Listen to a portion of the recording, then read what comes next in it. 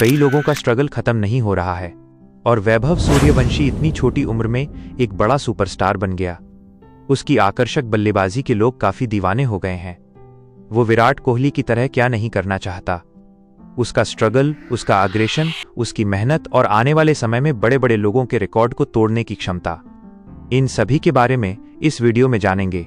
उसने बहुत छोटी उम्र में समझ लिया था कि अगर जिंदगी में बड़ा बनना है तो एवरेज लोगों की तरह जीना बंद करना पड़ेगा।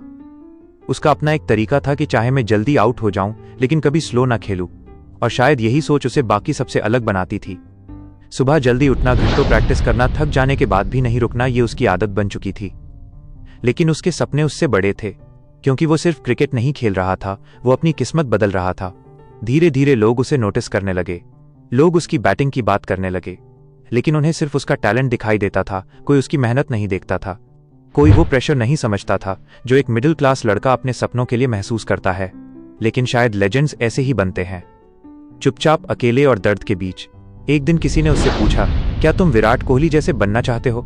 ये सवाल सुनकर वो कुछ सेकंड चुप रहा, क्योंकि दुनिया विराट को ग्रेटनेस की तरह देखती है, लेकिन वैभव के अंदर कुछ और चल रहा था। वो सिर्फ सर्वाइव नहीं करना चाहता था, वो डोमिनेट करना चाहता था। फिर उसने मुस्कुराते हुए कहा, मैं विराट की तरह स्लो नहीं खेलना चाहता, क्योंकि जिस इंसान का इतना बड़ा नाम है फिर भी उसे 18 साल लग गए एक ट्रॉफी को जिताने में, तो मैं इस तरह नहीं खेलना चाहता कि मेरे खेलने के बावजूद भी मेरी टीम को एक ट्रॉफी उठाने में इतना समय लग जाए। मैं अग्रेशन से खेलना चाहता हूं। ये सिर्फ एक जवाब नहीं था, ये उसकी पूरी पर्सनैलिटी थी। उसका मतलब ये नहीं था कि वो किसी की डिसरिस्पेक्ट कर रहा था। उसका मतलब था वो डरकर नहीं खेलना चाहता, वो सेफ नहीं खेलना चाहता। वो दुनिया को दिखाना चाहता है कि उसके अंदर कितना फायर है। अग्रेशन सिर्फ मैदान में तेज शॉट्स मारना नहीं होता, असल अग्रेशन माइंडसेट में होता है। आने वाले समय में लोग उसे याद करेंगे, क्योंकि वो कई रिकॉर्ड ऐसे बनाएगा और तोड़ेगा जो क्रिकेट हिस्ट्री में शायद ही नामुमकिन हो गए।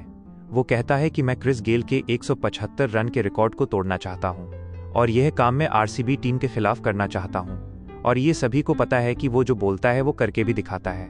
मैदान में उसका कॉन्फिडेंस अलग दिखता था, उसकी बॉडी लैंग्वेज अलग थी, उसकी आंखों में प्रेशर नहीं, हंगर दिखती थी।